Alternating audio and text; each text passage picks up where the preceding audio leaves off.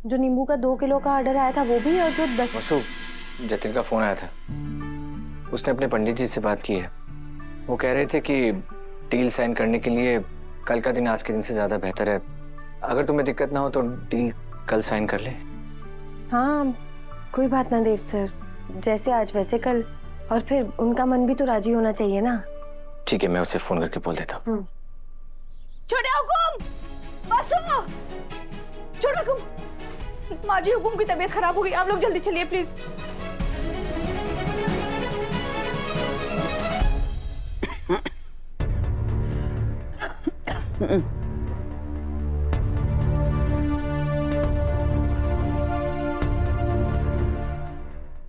बात तो दुख की है, पर खुशी इसलिए हो रही है क्योंकि अगर यो बीमार रहेगी तो मारे को आराम मिल जाएगा, वरना कभी यो करो कभी वो करो, 1 मिनट भी चैन से बैठने ना देती हूँ।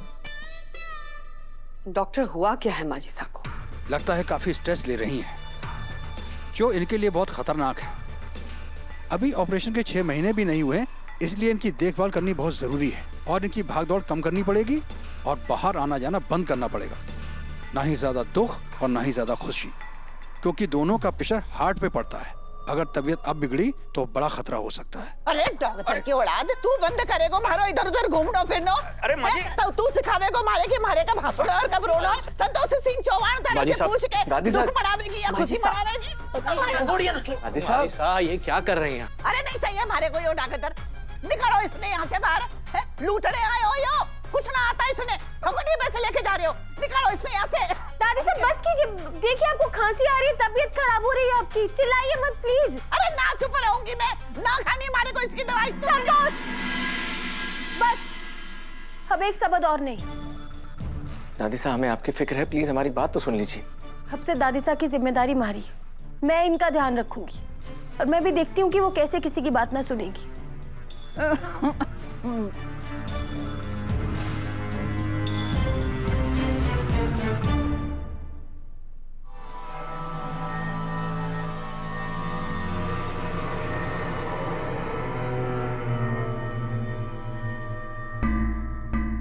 चंद्रिका मैम का कॉल आया है, आज रात मुझसे मिलना चाहती हैं।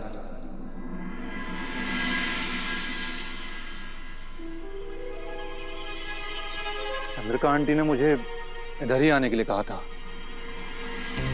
I'm sure वो आती ही होंगी।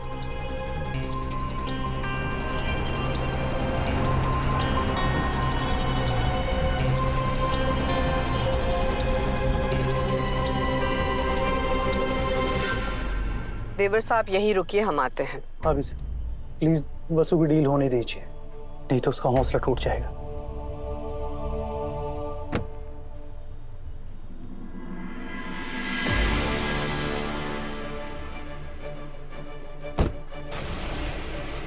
अम्मा गड़ी मैम। खड़ी खम्मा।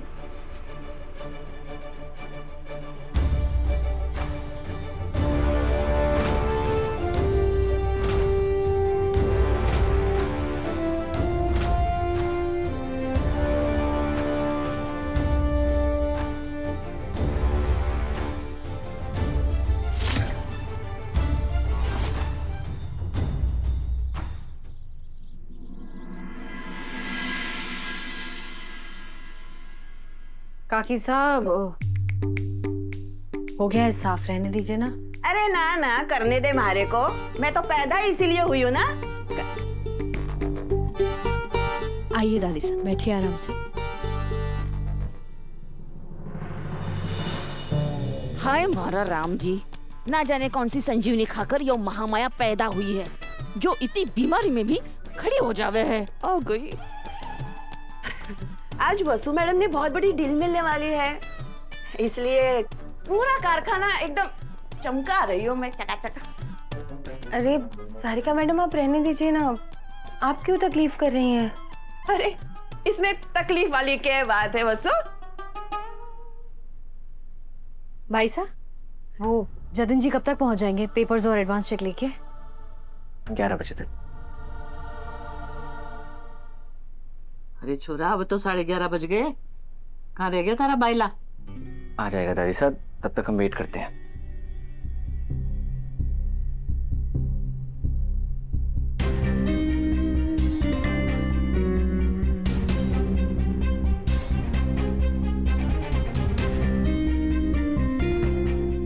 गयो छोरा? अब तो 12 बज गए। यो जतिन मंगल ग्रह से आवे के?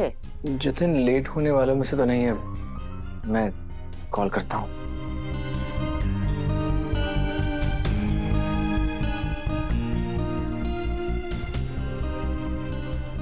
आपके द्वारा डायल किया गया नंबर नेटवर्क कवरेज। देव सर, क्या हुआ?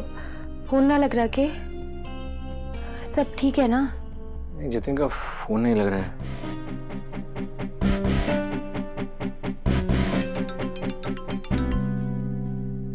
जतिन जी का फोन हमारे फोन पर आ रहा है। उठाओ।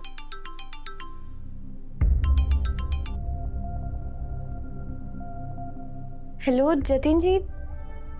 जतिन जी, हम सब आपका इंतजार कर रहे हैं, कब तक आवेंगे आप?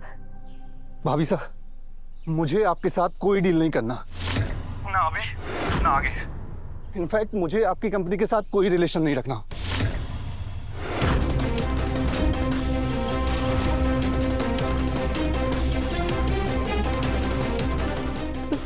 क्या हो गया जतिन जी? आप अचानक ये सब क्यों बोल रहे हैं? हमारे से कोई भूल हो गई है क्या? हेलो जतिन जी। जतिन जी ने डील करने से मना कर दिया। देव, चंद्रिका मैम का कॉल आया है। आज रात मुझसे मिलना चाहती है और उन्होंने कहा है कि उनसे मिलने के बाद ही मैं डील साइन करूंगा। मुझे पता है इस डील के कैंसिल होने के पीछे मासा का ही हाथ है।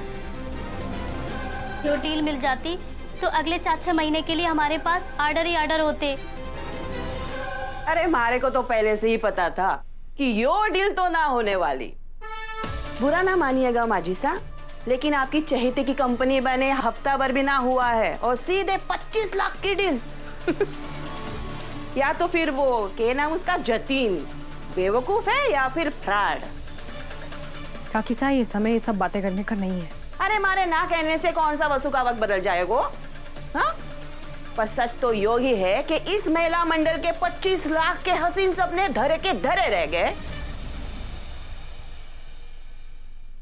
मैं अभी आया।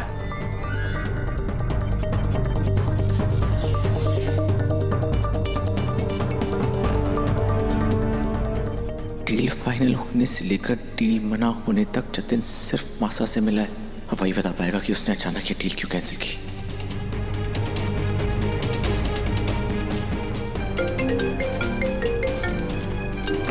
हाँ देव बोलो। तुम्हें डील कैंसिल करने के लिए मासा ने कहा है ना? सॉरी देव, मैं इस वक्त कुछ नहीं बता सकता तुम्हें चाह कर भी। अगर मैं तुमसे एक शब्द भी कहा ना तो मैं जिंदा नहीं बचूंगा।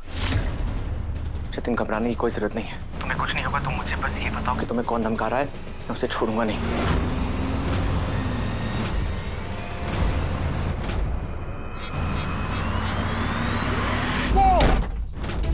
Jatin, hello hello Jatin. आपके द्वारा डायल किया गया जतिन का फोन क्यों लग रहा है? आई होप जतिन ठीक हो। क्या हुआ देव सर? बस शायद जतिन का एक्सीडेंट हो गया है। मुझे उसके पास जाना होगा। एक वही है जो हमें सच तक ले जा सकता है। वही हमें बता सकता है कि मासा उससे मिलने क्यों गई थी। जतिन जी, देवी हुकुम से। देव सर! देव सर!